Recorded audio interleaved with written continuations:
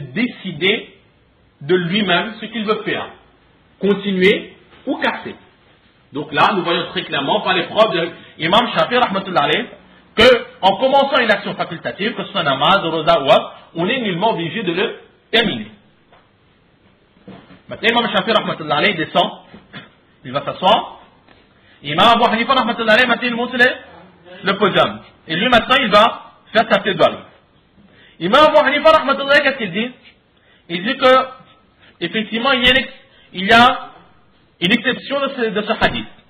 Mais moi, je ne vais pas traduire par mais je vais traduire par sauf.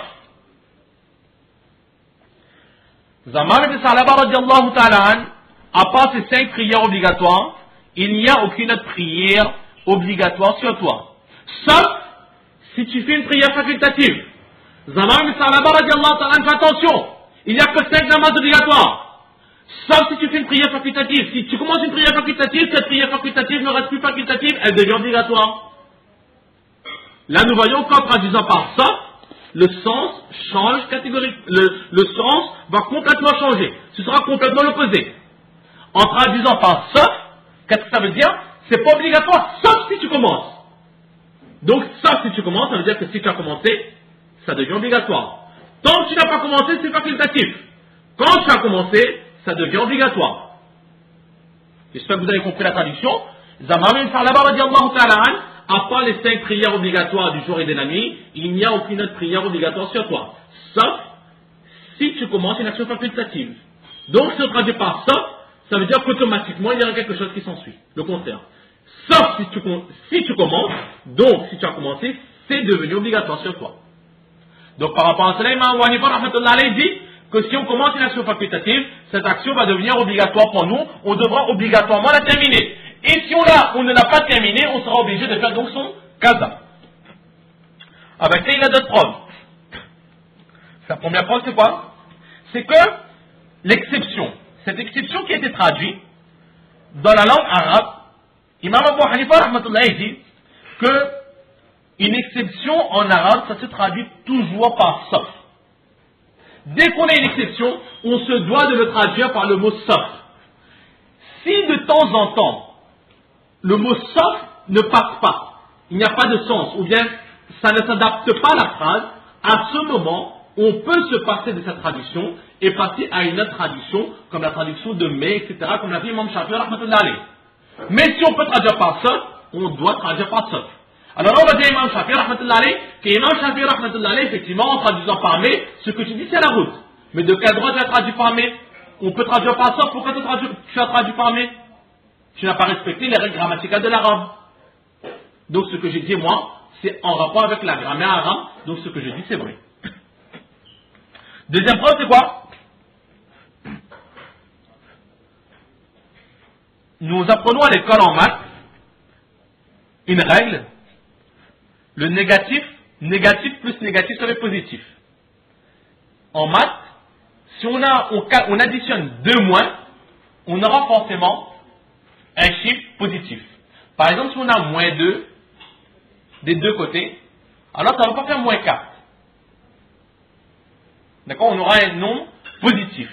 Et là, exactement, c'est cette même règle qu'ils mettent ici, que nous avons 2 négatifs. D'abord, faqala la. La, c'est la négation. Illa. Illa, c'est pas une négation. Une exception, une exception, elle est considérée comme quelque chose de négatif. D'accord? Donc, nous avons là 2 négations. Donc, négation plus négation, ça fait positif. Alors, le prophète sallallahu alayhi wa sallam, qu'est-ce qu'il a dit? Il n'y a pas d'obligation. On parle de, il n'y a pas d'autre pareil, il n'y a pas d'autre obligation. Donc là, c'est il n'y a pas d'autre obligation. Et illa, c'est encore une autre obligation. Donc, pas obligatoire plus pas obligatoire égale obligatoire si tu fais quelque chose de facultatif.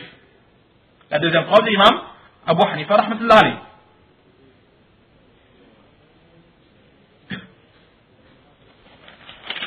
La troisième preuve, maintenant c'est quelque chose de concret, c'est dans le Coran. Allah subhanahu wa ta'ala qu'est-ce qu'il dit? La tubtilu a'malakum.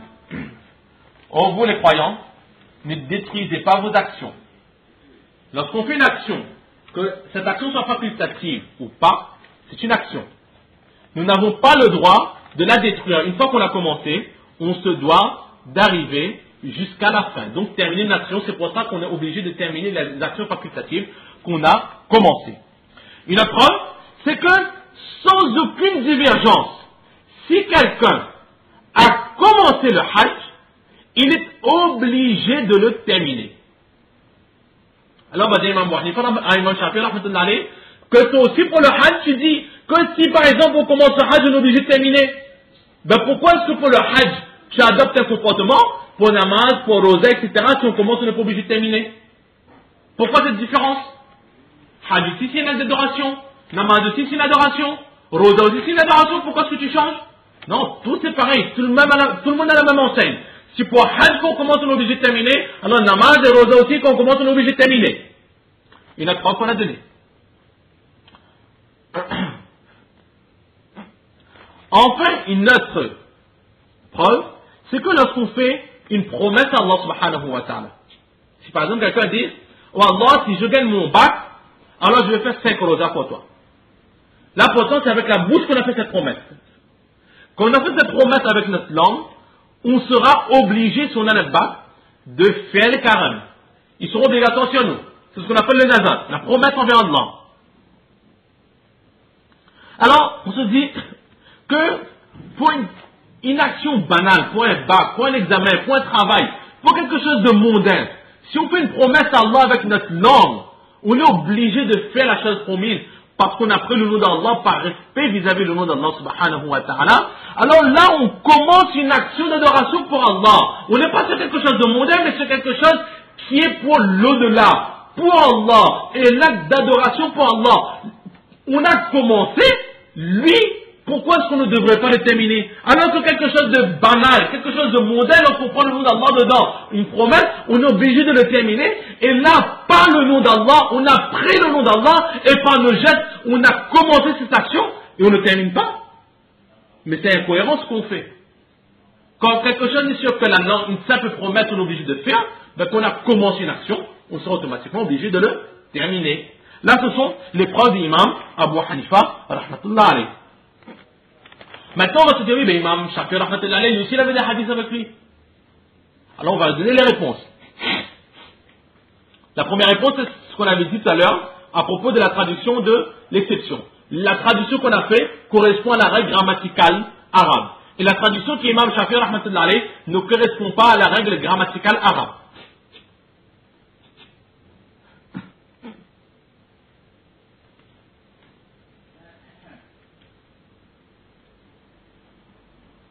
Maintenant, à propos des jeûnes que le prophète sallallahu alayhi wa sallam, il rompait ces jeûnes facultatifs qu'il ne rattrapait pas, qu'il cassait. Alors à ce moment,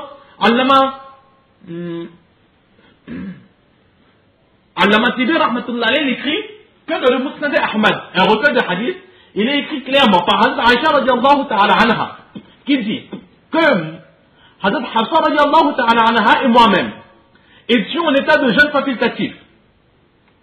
Quelqu'un est venu chez nous, nous a offert de la viande de cabri. Alors nous avons rompu notre jeûne facultatif et nous en avons mangé. Lorsque le prophète sallallahu alayhi wa sallam était de retour à la maison, nous lui avons raconté ce que nous avions fait.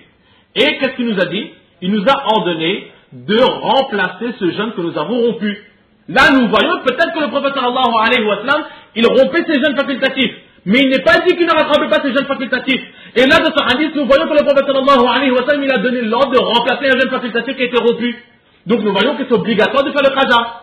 Donc, il est obligatoire de terminer les actions que nous commençons. Ensuite, dans le contenu, toujours un recueil de hadith, rapporté par Umm Salama radiallahu ta'ala anha, qu'un jour, elle a gardé un jeûne facultatif. Et elle a ensuite rompu son jeûne. Le prophète sallallahu alayhi wa sallam lui a ordonné de remplacer ce jeûne facultatif qu'elle avait rompu. Et là aussi on voit que le prophète sallallahu alayhi wa sallam il a donné l'ordre. Et lorsque le prophète sallallahu alayhi wa sallam donne un ordre, ce n'est pas un conseil mais un ordre devient automatiquement obligatoire. Là nous voyons très clairement qu'en rompant une action facultative, l'ordre a été donné de faire le qaza. Donc nous voyons qu'il est obligatoire de le terminer. Et si nous ne le terminons pas, alors on devra faire le qaza. Exactement, donc ce que nous avons dit précédemment, du fait que les hadiths présentés par Imam Shafi'i rahmatullah alayhi, que le prophète sallallahu alayhi wa sallam rompait son jeûne, cela ne veut pas dire que le prophète sallallahu alayhi wa sallam ne faisait pas le qada de ses jeûnes. Et puis, où il a ordonné à Hazrat Juwayriya radiallahu ta'ala anha de rompre son jeûne. Nous avons vu aussi dans les preuves d'Imam Shafi'i rahmatullah alayhi, où il a donné à Hazrat Juwayriya radiallahu ta'ala anha l'ordre de rompre son jeûne. Alors, là on va dire que peut-être que le prophète sallallahu alayhi wa sallam lui a ordonné de rompre son jeûne pour une raison précise. Peut-être qu'elle était malade, peut-être il y avait aussi des invités peut-être. Et de les matin, il dit que si on est en état de jeûne, que nous avons des invités, nous les invitons à manger. Si ces invités nous demandent de rompre notre jeûne pour manger avec eux, alors on peut rompre son jeûne et manger avec eux. Et c'est le cas qui peut-être s'est passé avec Hazrat Juwayriya radiallahu ta'ala anha. Ensuite, une autre chose, c'est que Imam Shafi'i rahmatullah alayhi, dans tous les hadiths qu'il a cités, il dit qu'on n'est pas obligé de rattraper. Et dans tous les hadiths qu'Imam Abu Hanifa rahmatullah alayhi, il a présenté, il dit qu'il faut remplacer.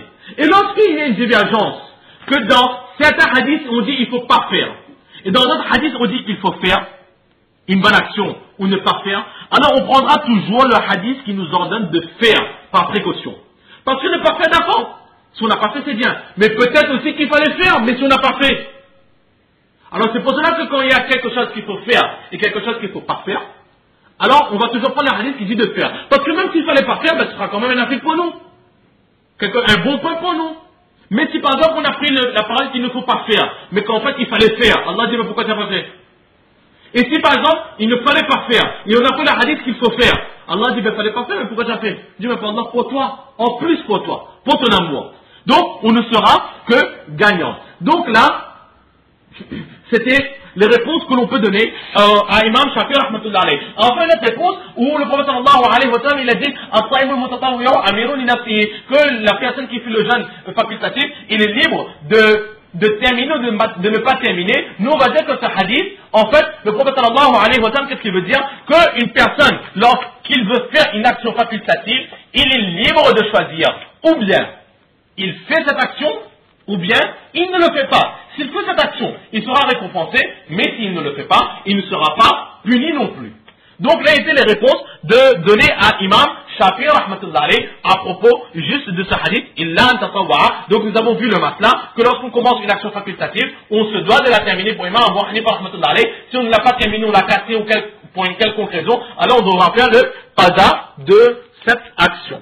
Donc on va s'arrêter ici pour aujourd'hui, et Inch'Allah la prochaine fois, on va continuer l'explication des quelques mots qui restent à propos de ce hadith.